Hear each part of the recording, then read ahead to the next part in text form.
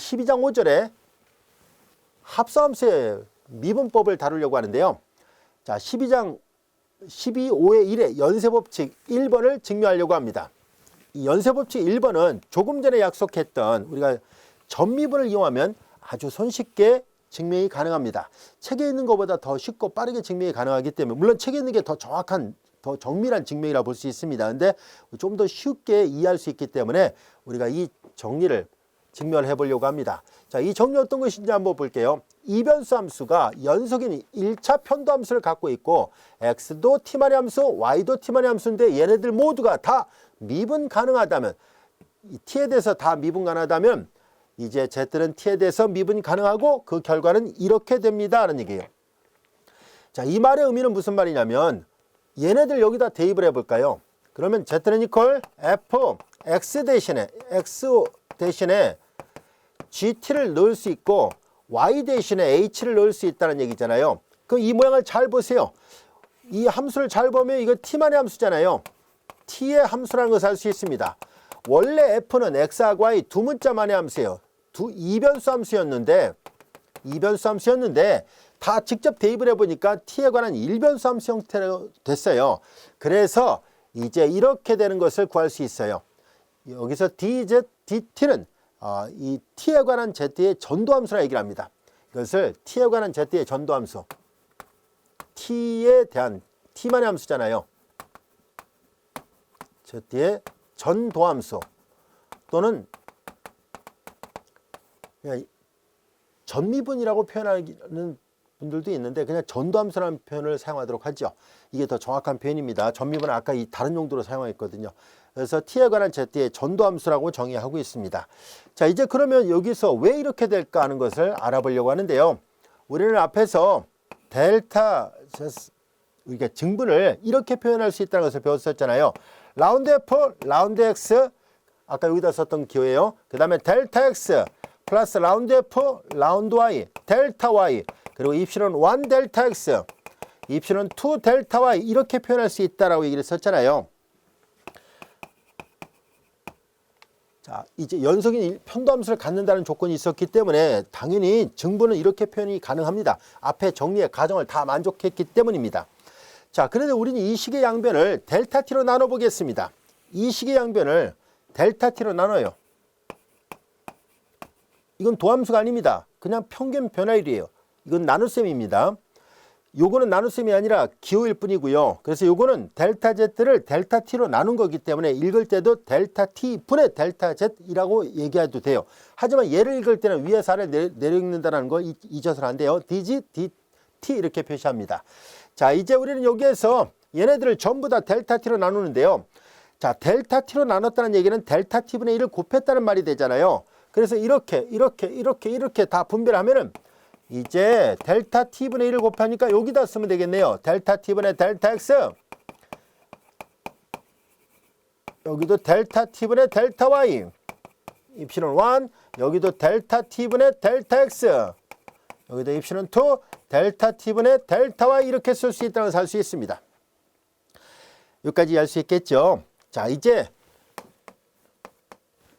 요거 이다라는 말을 끊고요. 이제 델타 x가 0으로 가고 델타 y가 0으로 간다면 앞서 얘기했죠. 입실은 1 0으로 가고 입실은 2도 0으로 갑니다. 자, 이제 극한을 취해 보려고 합니다. 여기서 델타 t가 0으로 간다는 걸 먼저 설명해야 되겠군요. 여기서 지금 우리가 양변의 극한 취할 때 리미트 델타 t가 0으로 가야 되거든요. 이걸 먼저 설명해야 되겠네요. 자, 이제 델타 t가 0으로 가면 이 기호를 잘 보세요. x가 t만의 함수, y도 t만의 함수라는 얘기잖아요. 그래서 이해를 돕기 위해서 그림을 좀 그려보도록 할게요. 자, 여기가 x 이퀄 gt라 보겠습니다. 아무 그림이나 그린 거예요. y는 이퀄 ht라 보겠습니다. 자, x 이퀄 gt, y 이퀄 ht가 이렇게 있을 때, 자, 여기가 독립변수가 t가 취할 수 있는 값이고요. 여기는 y, 여기는 x예요. 자, 그 요 간격이 델타 t였을 때, 요 증분은, 여기가 이제 독립변수 t의 증분 델타 t, 여긴 종속변수, 여기 종속변수가 x예요. x의 증분 이거예요. 마찬가지로 자, 여기서 독립변수 t의 증분, 여기는 종속변수 y의 증분인데요. 잘 보세요. 델타 t가 0으로 가면 당연히 델타 x도 0으로 가죠. 델타 t가 0으로 가면 델타 y도 0으로 갑니다. 델타 x가 0으로 가고 그 다음에 델타 y도 0으로 간다는 것을 알 수 있습니다. 또한 앞서 얘기했었죠. 이 입실론 1과 입실론 2는 델타 x가 0으로 가고 델타 y가 0으로 가면 입실론 1도 0으로 가고 입실론 2도 0으로 간다는 것을 알 수 있었습니다. 자, 이제 그러면 이 사실로부터 이제 양변의 극한을 취합니다. 리미트 델타 t가 0으로 갈 때 델타 t분의 델타 z는 자, 이제 극한을 취한 거예요. 여기다 극한을 전부 다 취해버리면 리미트 델타 t가 0으로 가고 그 다음에 여기는 라운드 f, 라운드 x 그 다음에 델타 t분의 델타 x 라운드 f, 라운드 y 델타 y, 델타 t분의 델타 y 입실론 1 델타 t분의 여기는 델타 x 입실론 2 델타 t분의 델타 y였습니다. 자, 여기까지도 이해됐죠? 그 다음에 이제 이 좌변을 볼까요? 이 좌변은 이 식은 이렇게 우리가 도함수의 정의를 배웠잖아요. 평균 변화의 극한을 이렇게 미분교를 쓴다라고 얘기를 했었죠. 자, 얘는 델타 t의 영향을 받지 않습니다. 얘도 델타 t의 영향을 받지 않는데요. 얘네들은 델타 t의 영향을 받아요. 그래서 라운드 f, 라운드 x 얘네들의 극한을 취하죠. 리미트 델타 t가 0으로 갈 때 델타 t분의 델타 x가 되고 여기 극한의 영향을 받지 않으니까 이 안에 들어가서 극한을 취하는 거예요. 리미트 델타 t가 0으로 갈 때 여기는 델타 t분의 델타 y가 됩니다. 여기도 플러스 입실론 1 여기 극한의 영향을 이 겉보기에는 영향을 받지 않으니까 안에다 집어넣겠습니다. 사실 입실론 1, 입실론 2도 델타 t가 0으로 가면 동시에 0으로 가거든요. 그런데 일단 형식적으로 잘 볼까요? 그렇게 설명하면 안 되겠군요. 그냥 한꺼번에 쓰는 게 맞겠군요. 델타 t가 0으로 갈 때 여기는 입실론 1 델타 t분의 델타 x 안에다 들어간다는 표현을 쓸 수는 없겠네요. 얘도 변하니까 그냥 한꺼번에 놓고 계산합니다. 자, 여기까지 이해됐죠? 그 다음에 이제 얘가 이렇게 바뀌었던 것처럼 같이 바꿔야지 균형이 맞겠군요. 여기 이제 다시 그대로 쓰겠습니다. 자, 여기까지도 이해됐죠? 자, 그 다음에 이제 좌변을 바꾸려고 하는데 앞서 얘기한 것처럼 dg, dt로 바꿔서 쓸 거고요. 자, 여기에 극한을 취하니까 라운드 f, 라운드 x 여기가 dx, dt예요. 읽을 때 dt분의 dx라 읽으면 안 돼요. 그 다음에 이제 플러스 라운드 f, 라운드 y 그 다음에 이제 dy, dt 이렇게 돼요. 자, 그리고 이제 이 뒷부분을 볼까요? 자, 여기에 극한을 취하면은 이거 0으로 가잖아요. 요거는 이제 dx, dt로 바뀌는데 dx, dt로 바뀌지만 얘가 0으로 가니까 0이에요. 얘도 dy, dt로 바뀌지만 얘가 0으로 가니까 0. 그래서 뒤는 다 0입니다. 0은 덧셈에 대한 항도니까 굳이 더하지 않아도 되잖아요. 그래서 이와 같이 증명이 됐습니다. 이것이 바로 t에 관한 치의 전미분입니다. 전도함수예요. 전도함수. 이렇게 토탈 딜리버티브를 합니다. 그래서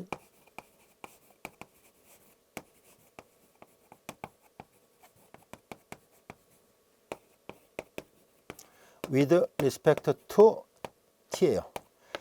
자, 이제 이 t에 관한 z의 전 도함수예요. 여기 잘 보세요. 이게 딜리버티브를 우리말로 번역할 때 이제 전 도함수라고 번역합니다. 앞에 토탈이란 말이 붙어서 전이란 말을 붙이고요. 디퍼런셜 앞에선 디퍼런셜이란 말을 사용했지만 지금은 앞줄에서는 디퍼런셜이지만 지금은 딜리버티브예요. 전 도함수라고 표현하는 것이 옳은 표현이에요. 자, 이제 이해할 수 있겠죠? 여기까지. 자, 그럼 이제 우리는 이 연쇄 법칙 충분히 여러분들이 이해할 수 있을 텐데요. 이걸 그러면 확대할 수 있습니다. 즉 우리는 이변수 함수가 연속의 2차 편도 함수를 갖고 x도 t만의 함수, y도 t만의 함수로 돼 있을 때 이렇게 둘씩 이렇게 돼 있잖아요. 이것을 n변수 함수로 확대해도 동일하게 성립한다는 것을 보이려고 하는데요.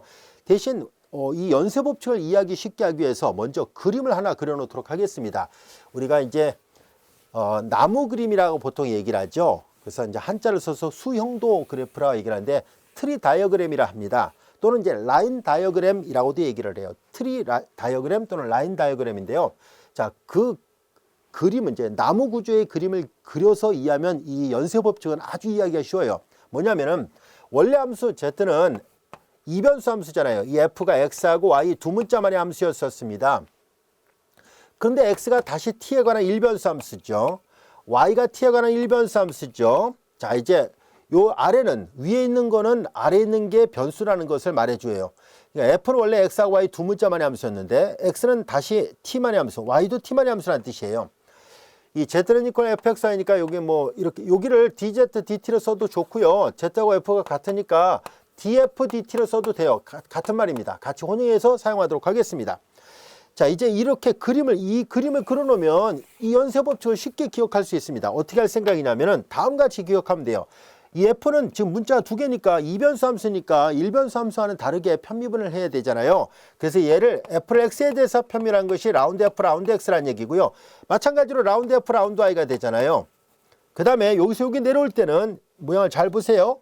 이거 x가 t에 관한 일변수 함수잖아요. 그러니까 라운드를 쓸 필요가 없죠. 그래서 당연히 dx dt를 쓰면 되고요. 여기도 일변수 함수니까 dy dt를 쓰면 돼요. 자, 이제 이렇게 어떤 함수가 다변수 함수로 이렇게 이 라인이 갈라지면은요. 그리고 계속 아래로 줄이 연결되면 얘랑 그냥 곱하라는 얘기고 얘랑 곱하고 이게 갈라지면 더하라는 얘기예요.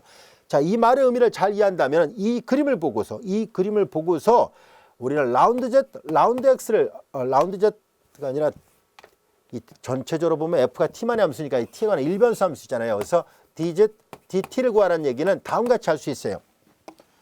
자, 이제 이 z를 t에 대해서 미분합니다라는 얘기잖아요. 내려오면서 이렇게 오죠. 얘가 내려오면서 x에 대해서 이거 노란색과 보라색은 쓸 필요 없어요. 어차피 눈으로 봐도 위에는 라운드로 써야 되고 밑에는 d를 써야 된다는 것을 한눈에 봐도 알 수 있을 테니까요. 그냥 f를 x에 대해서 편미분하는구나.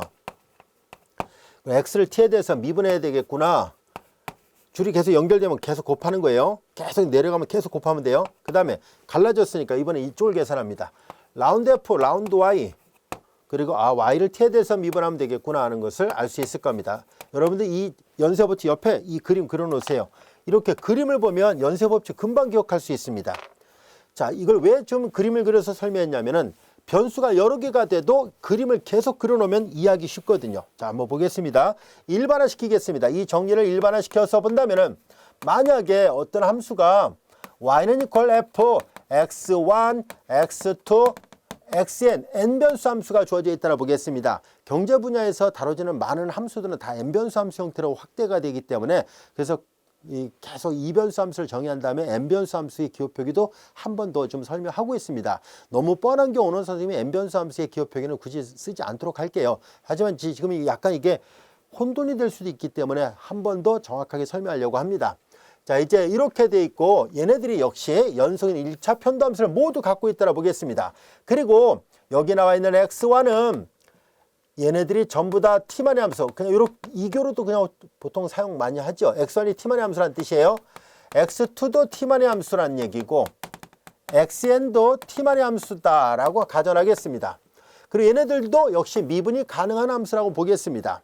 그러면 이제 우리는 연쇄법칙을 적용하려고 하는데요. 보다시피 f가 원래는 x1이라는 변수도 있고 x2라는 변수도 있고 x3라는 변수도 있고 많잖아요. xn이라는 변수도 있었어요. 근데 x1도 t만의 함수, x2도 t만의 함수, x3도 t만의 함수, xn도 t만의 함수니까 결국은 이 f는 얘네들 다 대입하면 앞서 설명한 것처럼 이게 t에 관한 일변수 함수가 되잖아요. 얘가 y였었으니까 이제는 y로 표시해야 되겠네요. f를 써도 돼요. 자, 그래서 y가 전부 다 t만의 함수니까 dy dt라고 사용하려고 합니다. 자, 그럼 이제 연쇄법칙 적용하면 돼요. 이렇게 하나씩 계산하면 됩니다. 라운드 f, 라운드 x1 내려올 때 변수 하나밖에 없으니까 dx1 dt가 되고 플러스 이제 갈라졌으니까 옆으로 계속 더하는 거예요. 라운드 f, 라운드 x2 그 다음에 이제 라운드 f, 라운드 x2 그리고 여기서 dx2 dt 이렇게 쓰면 됩니다. 맨 마지막은 라운드 f, 라운드 xn 그리고 dxn dt가 됐죠. 여기까지 이해됐죠? 자, 이렇게 쓸 수 있구나 라는 것을 알 수 있습니다. 자, 이 모양 이해할 수 있겠죠? 자, 그리고 이제 보통 이제 이렇게 둘씩 곱해서 더한 꼴이니까 얘네들은 두 벡터의 내적이라고 생각해도 돼요. 우리 앞에서 선형대수편에서 내적 배웠었잖아요. 그리고 얘네들은 행렬을 이용해서도 표현할 수 있습니다. 우리 요 다음 절인가 우리가 행렬이라는 것을 배우게 되는데요. 자, 이제 행렬을 이용해서 얘를 표현할 수 있어요. 얘를 이렇게 dx1 dt, dx2 dt 이런 식으로요. 그 다음에 맨 밑에는 dxn dt가 되겠죠. 행렬이에요. 어점으로 되어 있잖아요. 이렇게 되면 이제 스칼라가 돼요. 아점이 되면 행렬이 나오는데요. 자, 이제 행렬 계산해 보세요. 얘랑 얘랑 곱하고 플러스 얘랑 얘랑 곱하고 플러스 쭉 가서 얘랑 얘랑 곱해서 더한 거니까 이거나 이거는 같은 말입니다. 그래서 이제 보통 이제 요렇게 또 많이 표시하고요. 여러분들 이 기호표기 잘 보면 뭐랑 똑같은가요? 이게 바로 이게 이제 뒤에 가서 배울 주제군요. 아직 설명 안 했던 거니까 여기 이제 뒤에 가면 그라디안트 벡터라고 얘기를 하는 그런 벡터로 바뀌어집니다. 아무튼 이제 아직 설명 안 했던 부분이니까 나중에 설명하겠습니다. 자, 이제 이 기호를 써도 되고 이 기호를 써도 되는데요. 자, 일단 우리 책에서는 이제 요 위에 기호만 표현이 되어 있습니다. 자, 지금까지 설명했던 내용은 자, 여기 일반화 시켜 놓은 거 이거예요. 요거 이해할 수 있겠죠. 이거 시그마로 바꾸는 건 뭐 당연한 얘기니까 생략하도록 하고요. 그래서 이제 바로 예문을 풀어보도록 할게요. 자, 이제 예제 10번의 문제를 풀어보려고 합니다. 예제 10번. 자, 예제 10번에 보면은 자, y가 x1과 x2 두 문자만의 함수로 되어 있습니다. 자, y가 x1과 x2 두 문자인데 x1도 t로 되어 있고 x2도 t로 되어 있잖아요. 자, 이때 dy, dt를 구하라는 얘기잖아요. 이게 y가 t만의 함수니까요. 자, 그러면 이제 연쇄법칙 적용합니다. 라운드 y, 라운드 x1, dx1, dt죠. 왼쪽 그림을 보세요. 라운드 y, 라운드 x2, 그리고 dx2, dt가 됐잖아요. 자, 여기까지 됐죠. 자, 그럼 이제 요거 봐요. y를 x1에 대해서 편미분 하면 되니까 요걸 이제 x1에 대해서 미분합니다. x제곱 미분하는 꼴이니까 2배 x1의 1승 그리고 2의 x2 그리고 x1을 t에 대해서 미분합니다. x1을 t에 대해서 미분하니까 로그민법으로부터 진수 다시 미분하면 1이고요. 이번에 y를 x2에 대해서 미분합니다. y를 x2에 대해서 미분하면 지수 미분하면 자기 자신 나오잖아요. x1의 제곱 그리고 2의 x2를 미분하니까 그냥 자기 자신입니다. 두 번째 변수에 대해서 미분해도 이거였고요. 그 다음에 x2를 t에 대해서 미분하니까 이제 2t가 됐습니다. 곱셈이에요. 자, 이제 이렇게 됐고요. 여기에서 이제 x1은 로그 t로 돼 있었으니까 2배 로그 t, 그 다음에 x2는 t의 제곱이었으니까 t의 제곱, 그리고 t분의 1 곱했다는 얘기는 t로 나눴다는 말이니까 이렇게 써도 되죠. 자, x1은 로그 t였었으니까 로그 t의 전체 제곱 2의 x2는 t의 제곱이었죠. t의 제곱 그리고 곱하기 2t입니다. 자, 이제 전부 다 얘네들이 t에 대한 함수니까 t로 다 바꿔서 표현했습니다. 어렵지 않죠? 연쇄법칙 쉽습니다. 여러분들 쉽게 적용할 수 있어요. 그리고 아까 얘기했던 것처럼 이렇게 n변수 함수로 확대를 해도 충분히 여러분들이 적용할 수 있고요. 얘를 기억하려고 하지 말고 이렇게 그림을 그려서 머릿속에 잘 이해를 해두면은 언제든지 이걸 기호표기를 사용할 수 있습니다. 그래서 이런 라인 다이어그램 또는 트리 다이어그램이라 불려지는 이 그림을 그려놓고 얘를 계산하면 쉽다는 것을 알아두세요. 자, 이번에는 연쇄법칙 두 번째를 살펴보려고 하는데요. 연쇄법칙 두 번째는 연쇄법칙 첫 번째 증명하는 것과 대동소이합니다. 별도의 증명 없이 대신 얘를 계산하는 데 초점을 맞춰서 활용하려고 합니다. 자, 우리는 어떻게 할 생각인지 한번 볼까요? 조금 전에는 x가 t만의 함수, 1변수 함수였고 y도 t에 관한 1변수 함수였지만 지금은 2변수 함수로 다시 확대가 된 거예요.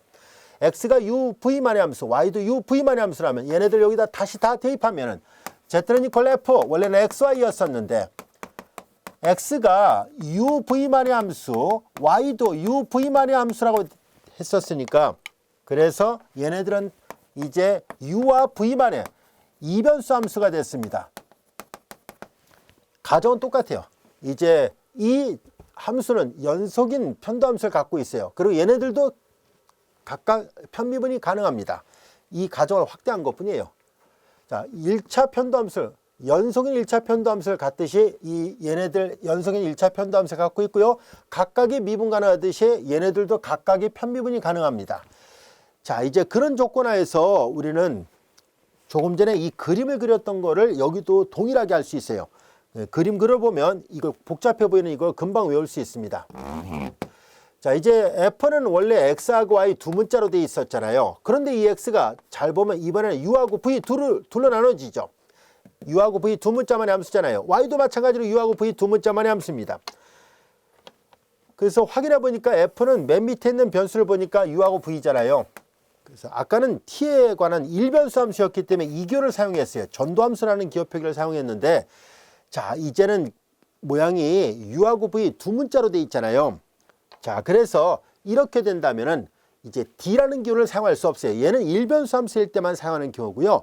다변수 함수가 되면 라운드 기호를 써야 돼요. 그래서 얘를 이제 T에 관한 Y의 전도함수라 얘기를 했다면은 이거는 이제 U와 V 두 문자가 있으니까 U에 대한 전편도함수라 합니다. U에 대한 전편도함수, V에 대한 전편도함수를 각각 구해야 되는데요. 자, 어렵지 않습니다. 일단 U에 대한 편도함수를 먼저 구하도록 할게요. 라운드 F나 Z는 똑같으니까 이걸 이렇게 써도 되고 여기를 F로 써도 되고 상관없습니다. 자, Z를 U에 대해서 우리가 전편도함수를 구하려고 하는데요. 자, 이게 이렇게 내려오니까 여기 내려오면서 당연히 라운드 F, 라운드 X 변수가 두 개잖아요. 라운드 기호를 써야 되고 여기도 내려올 때 두 개가 있는데 U에 대해서 편미분 하려니까 라운드 X 여기가 D가 아니에요. 이제 라운드 X, 라운드 U가 된다는 거. 이제 이쪽은 끝났어요. 이제 여기 갈라졌으니까 이쪽에 계속 더해야 돼요. 라운드 F, 라운드 Y, F를 Y에 대해서 편미분하고 Y를 이제 U에 대해서 편미분해야 되잖아요. 라운드 Y, 라운드 U가 됩니다. 이 그림을 기억하고 있다면 어렵지 않게 이걸 계산할 수 있어요. 그럼 같은 방법으로 이제 V에 대한 Z의 전 편도함수를 계산할 수 있죠.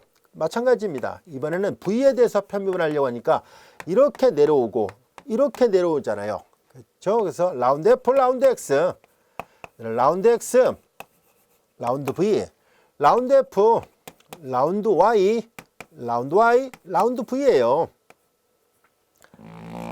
어렵지 않죠? 이 공식을 금방 외울 수 있습니다. 그리고 얘는 확대 가능합니다. 더 일반화시키는 것도 가능해요. 예를 들어서 F가 변수가 여러 개가 있어요. X1, X2, XN 이렇게 있고요. 얘네들도 각각 이제 예를 들어서 T1, T2, TM이 있었다고 볼게요. 여기도 마찬가지로 여기도 이렇게 돼 있다고 가정을 해봐요. 그러면 얘네들을 계산할 때도 이 F는 보다시피 T1부터 TM까지 M변수 함수예요. 근데 그 중에서 T1에 대해서 다 계산할 수 있겠죠? 자, 그러면 똑같이 합니다. 우리는 라운드 F, 여기 Z라 놓겠습니다. 뭐 Y라 써도 되고요. 그냥 뭐 Z라 써서 표시해 보겠습니다. 라운드 Z, 라운드 T1을 계산할 때 잘 보세요. 이걸 이렇게 계산해야 되니까 라운드 X1, 라운드 T1. 아, 이거 먼저 계산했어야 되는데 잘못 계산했군요. 정정합니다. 자, 이제 라운드 F, 라운드 X1 그대로 이 그림을 잘 이해하고 있으면 돼요. 라운드 X1, 라운드 T1이잖아요. 그 다음에 플러스, 그 다음에 이거 끝났으니까 그 옆에로 내려가서 라운드 F, 라운드 X2, 그 다음에 같은 방법으로 라운드 X2, 라운드 T1이에요. T1에 대해서 계산하는 거거든요. 전부 다 T1. 이렇게 계속 하는 얘기예요.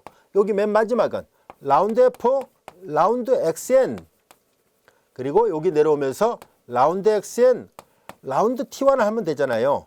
그럼 이제 얘가 끝났으니까 그 다음 단계는 라운드 Z, 라운드 T2를 할 수 있겠죠. 그 다음에 계속 하면서 라운드 Z, 라운드 TM도 할 수 있겠죠. 당연히 이거 만들 수 있어요. 그 다음에 이렇게 내려오면 되고, 이렇게 내려오면 되고, 이렇게 내려오면 되잖아요. 충분히 이걸 만들 수 있고요. 그 다음에 얘도,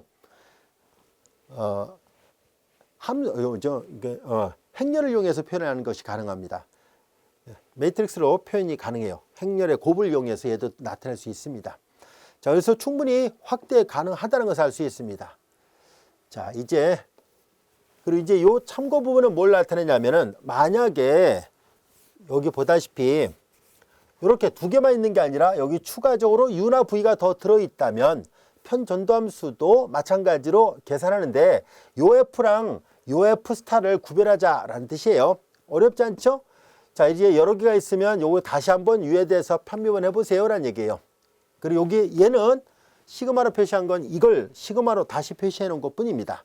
그래서 이 복잡한 교를 기억하려고 하지 마시고 앞서 얘기한 것처럼 이 수용도, 나무 구조의 그림을 잘 이해하고 있다면 언제든지 이걸 만들어낼 수 있습니다. 그리고 이렇게 시그마로도 표현할 수 있지만 행렬의 곱을 이용해서도 얘가 표현이 가능해요. 행렬 하면 되거든요. 아시겠죠? 그래서 충분히 이걸 만들어낼 수 있습니다. 여기서 행렬로 표현한다는 것을 다시 한번 강조해 볼게요. 이제 이 교를 가지고서 그럼 행렬로 어떻게 표시할 수 있습니까? 하면은 이제 이런 말이에요. 라운드 Z, 라운드 T1, 라운드 Z, 라운드 T2, 라운드 Z, 라운드 TM은 이걸 다 만들어 놨다면 이렇게 하면 되잖아요. 라운드 F, 라운드 X1 행렬이니까 여기가 라운드 X1, 라운드 T1 이렇게 되고요. 그 다음에 이제 이게 앞으로 와야 되겠군요. 이게 앞으로 와야 되겠네요. 왜냐면 이거 곱이니까 교환이 가능하죠. 라운드 F, 라운드 X1, 라운드 F, 라운드 X2, 라운드 F, 라운드는 똑같으니까 이 뒤에가 다 바뀌거든요. 밑에 내려오면서. 그러니까 여기를 바꿔놔야겠군요. 라운드 F, 라운드 X1, 라운드 F, 라운드 X2, 라운드 F, 라운드 XN입니다. 여기 T는 M까지, X는 N까지예요.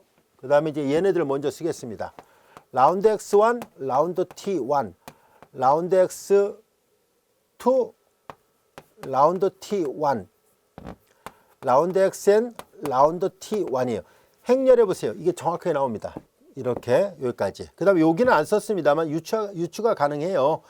그 다음에 여기는 이렇게 쓰면 되죠. 라운드 X1, 라운드 T2, 라운드 X2, 라운드 T2 이렇게 되죠.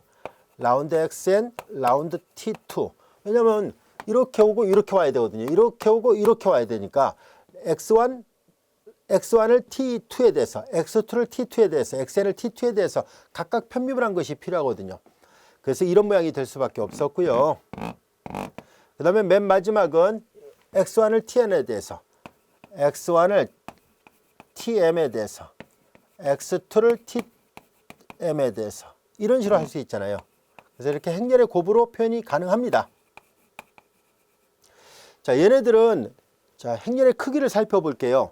자, 1, 2, 3, 4m이니까 행이 m개가 있고요. 열의 개수는 1, 2, n이니까 m by n 매트릭스예요. 얘네들도 잘 보세요. 여기가 n개가 있고요. 행이 n개, n by 1. 잘 정의되어 있다는 것을 알 수 있죠? 그리고 행렬의 사이즈는 m by 1 매트릭스인데 보세요. m개가 있고 1 있잖아요. 그래서 이렇게 일반화 시켜 놓으면 자, 행렬의 곱을 이용해서 표현하는 것이 가능합니다. 충분히 확대할 수 있겠죠. 우리 책에는 이렇게 시그마 표현을 썼는데 마찬가지예요. 이거 한 줄을 시그마로 쓴 것뿐이고요. 더 계속 만들어 가지고 더 확대를 시키면 이렇게 행렬의 곱으로도 표현할 수 있다는 것을 알 수 있었습니다. 자, 예제 11번을 볼까요? 예제 11번 어려운 문제 아니에요. 이것도 연쇄 법칙을 적용해 보세요 라는 얘기예요. 한번 볼까요? 자, F는 X하고 Y 두 문자인데 X가 R과 세타로 되어 있고 Y도 R과 세타로 되어 있잖아요. 이 그림을 잘 이해하고 있다면 이제 라운드 R을 계산합니다. 자, 요거 계산하라는 얘기잖아요. 자, 이제 라운드 F, 라운드 X, 라운드 X, 라운드 R, 라운드 F, 라운드 Y, 라운드 Y, 라운드 R을 계산하면 됐죠. FX에 대해서 편묘합니다. FX에 대한 F가 주어지지 않았으니까 그냥 라운드 F, 라운드 X를 쓰면 되고요. 아니면 첨자 FX를 써도 됩니다. X를 R에 대해서 편묘합니다. X를 R에 대해서 편묘하니까 코사인 세타. 여기도 함수가 주어지지 않았으니까 그냥 라운드 F, 라운드 Y, Y를 R에 대해서 편묘하죠. Y를 R에 대해서 편묘하면 사인 세타 이렇게 됩니다. 자, 이제 라운드 세타를 계산하는 얘기니까 이번에는 요거에 대해서 계산해 보세요 라는 얘기잖아요. 이렇게 내려오고 이렇게 내려와서 더하면 됩니다. 라운드 F, 라운드 X, 그리고 이제 라운드 X, 라운드 세타를 계산하라는 얘기고 라운드 F, 라운드 Y 내려오잖아요. 라운드 Y, 라운드 세타를 하라는 얘기예요. 어렵지 않죠? 쉬워요. 자, 역시 함수가 주어지지 않았으니까 얘는 그냥 기호로만 쓰면 되고, 이번엔 x를 세타에 대해서 편미를 합니다. x를 세타에 대해서 편미하니까 마이너스 r 사인 세타가 될 것이고, 라운드 f, 라운드 y를 세타에 대해서 편미하니까 y를 세타에 대해서 편미하면 r 코사인 세타 이와 같이 됩니다. 자, 이것이 구하려고 했던 예제 11번의 결과입니다. 자, 이어서 예제 12번의 문제를 보도록 하죠. 예제 12번은 이거 뒤에 가서 활용도가 높아요. 그러니까 알아둬야 돼요. 학교 시험에도 자주 나옵니다, 이거. 그래서 잘 익혀두시기 바랍니다. 자, 여기 보면 뭐냐면은, 자, 문자 3개가 다 한꺼번에 모아져서 이퀄 0의 꼴로 되어 있습니다. 이런 형태를 우리가 음함수 표현이라고 얘기를 합니다. 여기서 음이 마이너스 부를 갖고 있는 함수라는 뜻이 아니라 함수의 구조가 안에 숨겨져 있다라는 뜻으로 사용하는 말입니다. 양함수란 말은 겉으로 드러나 있다 이런 뜻이에요. 부가 플러스다라는 뜻이 아니라 함수의 구조가 양함수라는 얘기는 겉으로 드러난 이런 형태를 양함수 표현이라 얘기를 합니다. 그래서 z 이퀄 fxy를 이변수 함수의 양함수 표현이라 얘기를 하고 fxyz 이퀄 제로꼴은 이변수 함수의 음함수 표현이라고 얘기를 합니다. 그러니까 함수 구조가 내재되어 있다, 숨겨져 있다, 방정식 안에 들어있다 이런 뜻이에요. 자, 이제 우리는 이 방정식에 의하여 함수가 암시적으로 정의된다. 그러니까 그래서 음함수라고 표현하고 있는 거예요. 자, 이제 함수 f는 연속인 편도함수를 갖는다 했을 때 fz가 0이 아니면 이 왼쪽의 기호를 잘 보세요. 왼쪽의 기호는 양함수 편에서의 편도함수, x에 대한 편도함수를 말하는데요. 그것을 음함수 표현으로 되어 있는 걸 이용해서도 구할 수 있어요 라는 얘기예요. 즉 이 말의 의미는 뭘 말하고 있냐면 모든 음함수를 다 양함수로 바꿀 수 없어요. 근데 모든 양함수는 음함수로 바꾸는 게 가능해요. 예를 들어서 여기 g는 이퀄 fxy 이렇게 돼 있을 때 여기는 얘를 넘겨봐요. fxy 마이너스 g 이퀄 제로 이렇게 됐죠. 그래서 여기 잘 보세요. 이거를 이제 여기서 말하는 f x y z라 놓은 거예요. 그러니까 모든 양함수는 음함수로 한쪽으로 써야겠군요. 한쪽으로 가는 거는 가능해요. 근데 음함수를 양함수로 바꾸는 게 가능한 예문도 있지만 모두가 다 그렇지는 않습니다. 19세기 초반에 아벨이라는 노래 수학자가 5차 이상의 방정식은 대수적으로 풀 수 없다. 즉 가감승제와 근호를 이용해서 계산할 수 없어요라는 얘기예요. 쉽게 말해서 근해공식이 없습니다라는 얘기예요. 그래서 5차 이상의 방정식은 대수적으로 풀 수 없다는 것을 이제 이미 19세기 초반에 아벨이 증명을 했기 때문에 그래서 5차만 넘어가는 순간에 우리는 아주 특수한 경우는 구할 수 있습니다만 일반화된 형태의 고차 방정식은 해를 구할 수가 없습니다. 여러분들이 중고등학교 때 배웠던 거는 주로 2차 방정식의 근해공식이 있잖아요. 사실 3차 방정식과 4차 방정식은 알려져 있습니다. 그래서 16세기 중반에 가르다노 그리고 페라리라는 두 수학자가 만든 책, 그 책 안에 있어요. 그 책이 갑자기 이 책 제목이 책 제목이 생각이 안 나요. 그래서 가르다노가 만든 그 책 안에 있습니다. 그래서 그 책 안에 보면은 3차 방정식 해법과 4차 방정식 해법이 나와 있어요. 벌써 16세기 중반에 벌써 알려져 있지만 그러나 그 3차 방정식과 4차 방정식은 근호에 다시 근호가 붙어있는 아주 복잡한 모양이라서 일상적으로 그것을 꼭 사용해야 될 이유는 없어요. 그냥 그 수학적으로 근이 존재한다라는 것을 보인 것뿐이다라는 의미로만 해도 되거든요. 그래서 보통 대학 교과정에서 우리가 3차 방정식과 4차 방정식을 우리가 학습하지는 않고 있습니다. 대신 2차 방정식은 활용도가 높기 때문에 중학교, 고등학교 그리고 대학 교과정에서도 계속 2차 방정식의 근해공식을 사용하고 있어요. 자, 그래서 이렇게 고차 방정식은 풀리지가 않거든요. 그 풀 수 있다는 얘기는 모든 음함수를 다 양함수로 바꿀 수 있다는 얘기인데 그렇지 않다는 것은 이미 증명이 되어 있는 상태예요. 그래서 양함수를 음함수로 바꿀 수는 있어도 음함수를 양함수로 바꿀 수는 없어요. 이건 뭘 말하고 있냐면은 이 음함수를 양함수로 바꾸지는 못할지라도 도함수는 구하는 게 가능합니다라는 것을 말해줍니다. 마치 이것은 앞에서 뭘 배운 거랑 비슷하냐면 역함수 미분법도 그런 원리거든요.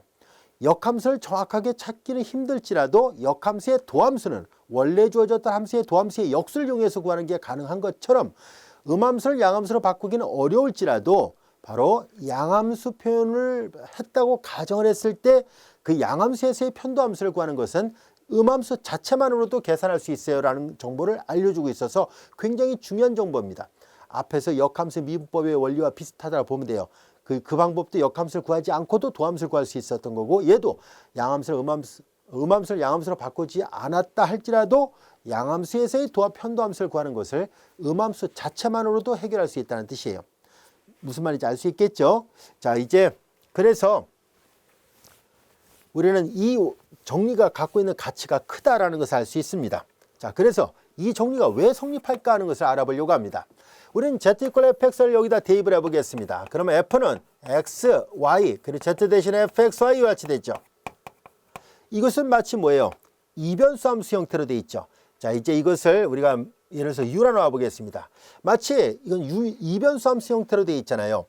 원래 잘 보세요. f가 x, y, z 세 개의 문자인데 여기에서 z가 이변수로 되어 있다는 얘기니까 마치 그림을 그려서 표시한다면은 앞에 했던 것처럼 이 라인 다이어그램을 그려서 표시한다면은 얘네들은 이렇게 된 거예요. 여기 보다시피 x는 그냥 x죠. y는 y가 되고. 근데 여기가 xi 이렇게 된 거죠. 결국은 독립변수가 두 개가 있는 거예요. 그 중에서 우리가 x에 대해서 편미분을 시도를 해보려고 합니다. 자, 여기서 이제 z를 놨군요. 그럼 이제 여기 라운드 z, 라운드 x를 여기는 u니까 u에 대해서 계산해 보려고 해요. 자, 이제 그럼 여기 보세요. 여기 안에는 x하고 y 두 문자로 되어 있는데 그것을 이제 편미분을 이용해서 계산합니다. 이 u를 그냥 씁시다. 우리가 이제 임의대로 u라 놨으니까 u에 대해서 계산한다고 볼게요. 라운드 u, 라운드 x와 라운드 u, 라운드 y. 자, 우리는 두 개를 다 해봅시다. 책에는 이거 하나만 하라 했는데 우리 두 개 다 계산 가능합니다. 라운드 u, 라운드 x를 계산하죠. 자, 이제 이 함수를 자, 이제 첫 번째 변수에 대해서 편미분합니다. 라운드 f, 라운드 x. 그리고 x를 x에 대해서 미분하는데 일변수 함수잖아요. 일변수 함수예요. 그러니까 dx니까 이거 할 필요가 없잖아요. 1이니까. 그 다음에 이제 라운드 f 두 번째 변수. 라운드 f, 라운드 x. 이거 x를 x에 대해서 라운드 f, 라운드 y. y를 y에 대해서 해요. 자, 그런데 이렇게 쓰면 안 되겠군요. 변수가 두 개가 있다는 걸 강조하려면 여기도 두 개를 표시해 놓고 나서 편미분해야 되겠네요. 이거 그림을 다시 정정할게요. 자, 이 형식적으로 그냥 x, y 두 문자로 되어 있다라고 보겠습니다. 자, 그 중에서 x에 대해서 편미합니다. 얘도 라운드를 써서 표시해 보도록 할게요. 라운드 x, 라운드 x, 라운드 f, 그 다음에 두 번째 변수 y, 그 다음에 y를 x에 대해서, 그 다음에 라운드 f, 라운드 z, z를 x에 대해서 해요. 여기까지 할 수 있죠. 이건 좀 이따 다시 계산합시다. 자, 여기에서 우리는 지금 이게 x하고 y, 독립변수가 x하고 y 두 개예요. x를 x에 대해서 편미하니까 당연히 1인데요. 이 x도 독립변수고 y도 독립변수인데 우리 앞에서 배웠었죠. 한 독립변수를 다른 독립변수에 대해서 편미할 때는 상수 취급한다라고 얘기를 했었잖아요. 그러니까 상수를 x에 대해서 미분하니까 0이에요. 자, 이제 그러면 그리고 우변을 잘 보세요. 우변 0이잖아요. 이건 당연히 이 좌변을 계산한 거 우변 0을 x에 대해서 편미해봤자 0이에요. 자, 그럼 여기 볼까요? 얘는 1이고 얘가 0이니까 이거 할 필요 없죠? 얘가 1입니다. 그리고 여기 가정에 fz가 0이 아니라 얘기를 했었습니다. 이게 라운드 f, 라운드 z잖아요. 이건 1이었고요. 얘를 넘기고 얘를 나눠버리면 이 라운드 g, 라운드 x를 구할 수 있습니다. 라운드 g, 라운드 x는 자, 이거 1이니까 넘어갔고요. 그래서 마이너스 그리고 라운드 f, 라운드 x가 됐고 얘로 나눈 거예요. 라운드 f, 라운드 g예요. 이거는 첨자로 써서 표시하는 게 더 간단하기 때문에 우리 책에도 첨자로 표시하는 것 뿐입니다. 마이너스 f분의 fx가 됐습니다. 자, 이제 보다시피 원래 이 기호표기는 z가 x하고 y 두 문자만의 함수였을 때 양함수 편에서 그 하나의 독립변수 x에 대해서 편미분한 것을 말하는데 오른쪽은 음함수 자체가 주어졌을 때 이 값을 음함수에 대한 편도함수를 이용해서 구하는 게 가능하다라는 것을 알 수 있었습니다. 같은 방법으로 우리는 이제 여기서도 또 라운드 u, 라운드 y도 계산해 봅시다. 어차피 변수가 두 개 하나 더 있잖아요. 똑같은 원리로 라운드 f, 라운드 x, 그 다음에 여기도 라운드 x, 이번에 y에 대해서만 편미분을 하려고 해요. 그 다음에 이제 라운드 f, 라운드 y, 그 다음에 라운드 y, 라운드 y, 라운드 f, 이 그림을 잘 보세요. 라운드 z, 그리고 라운드 z, 라운드 y가 됐잖아요. 우변 역시 0이니까 이퀄 제로예요. 자, 앞서 설명한 것처럼 x하고 y가 독립변수인데 한 독립변수를 다른 독립변수에 대해서 편미분을 할 때는 상수 취급하니까 이것은 0일 수밖에 없고요. 얘가 0이니까 이거 계산할 필요 없죠. 그리고 y를 y에 대해서 편미분하면 당연히 1이죠. 자, 그리고 f 라운드 z는 0이 아니라 얘기를 했었으니까 얘도 마찬가지로 1이니까 넘기고 얘를 나눠버리면 이제 똑같은 이 방법으로 라운드 z, 라운드 y를 구하는 게 가능합니다. 바로 첨자를 씁시다. 넘어가고 나눠버렸으니까 fz분의 fy가 됐습니다. 자, 이것도 써놓으세요. 책에는 위에 거 하나만 써놨는데 이것도 성립합니다. 자, 그래서 이런 성질이 성립한다라는 것을 알게 됐습니다. 요 라운드를 쓰는 것보다 첨자를 쓰는 게 더 간단하니까 땡겨서 다시 표시해 볼게요. 마이너스 fz분의 fx가 됐습니다. 이제 이 음함수가 주어졌을 때 양함수의 편미분하고 관련되어 있는 이런 식이 나온 이유를 알 수 있겠죠. 굉장히 중요한 결과니까 잘 기억해 두세요. 시험에도 많이 내고 있거든요. 자, 여기서 분모는 당연히 0이 돼서는 안 됩니다. 근데 이거 금방 기억할 수 있습니다. 여러분들, 자, 원래 음함수는 아까도 얘기했었죠. 함수 구조가 안에 내재되어 있는 것을 말하는 거지 마이너스 부호가 붙어 있는 함수는 아니라고 분명히 얘기를 했었습니다. 양함수도 플러스 부호가 붙어 있는 함수라는 뜻이 아니라 겉으로 드러난 함수 구조다라는 뜻이에요. 그래서 양함수는 사실 explicit function이란 말을 우리말로 번역하면서 겉으로 드러난 함수다라는 뜻을 이제 양자를 붙인 거예요. 변양자를 붙인 거예요. 그리고 이제 implicit function이란 말을 우리말로 번역하면서 우리 동양 사상에는 그 음양 사상 이런 게 있잖아요. 이분법적으로 나눠지는 사상이 많잖아요. 도교 사상의 영향을 받아서. 그래서 이제 한쪽을 explicit function을 양이라고 번역하다 보니까 implicit function을 음이라고 번역한 것뿐이에요. 마이너스 부호가 붙어 있다는 뜻이 아니니까 오해하지 마세요. 자, 이제 그런 음함수가 주어졌을 때 양함수에서 사용하는 이런 편도함수 기호를 자, 이렇게 계산할 수 있다는 얘기인데 여기 외우는 거 되게 쉬워요. 오해하지 마세요. 그냥 외우기 쉽게 설명하려는 것 뿐이에요. 증명도 다 했으니까 왜 이렇게 나왔는지 알 수 있을 거예요. 근데 이것을 활용을 해야 되니까 암기를 해야 되거든요. 자, 음함수인법, 원래 마이너스 부분 그거 아니라고 얘기를 했어요. 그리고 첨자를 잘 보세요. 대각선으로 되어 있습니다. 첨자를 잘 보세요. 대각선으로 되어 있어요. 그리고 첨자가 대각선. 이렇게 외우면 아주 오랫동안 외울 수 있습니다. 아시겠죠? 자, 그래서 음함수인법, 양함수의 도함수를 음함수를 이용해서 계산하는데 대각선 이렇게 외우면은 변수가 아무리 많아도 똑같이 적용 가능합니다. 다변수 함수일 때도 2변수 말고도 3변수, 4변수, n변수일 때도 동일하게 활용할 수 있습니다. n변수의 기호 표현을 생각하도록 할게요. 자, 이 공식을 잘 이해하고 또 기억해 둘 필요가 있어요. 자, 우리 지금까지 12장 5절을 살펴봤었고요. 자, 이어서 우리는 12장 6절 행렬의 미분이라는 단어를 공부하도록 하겠습니다.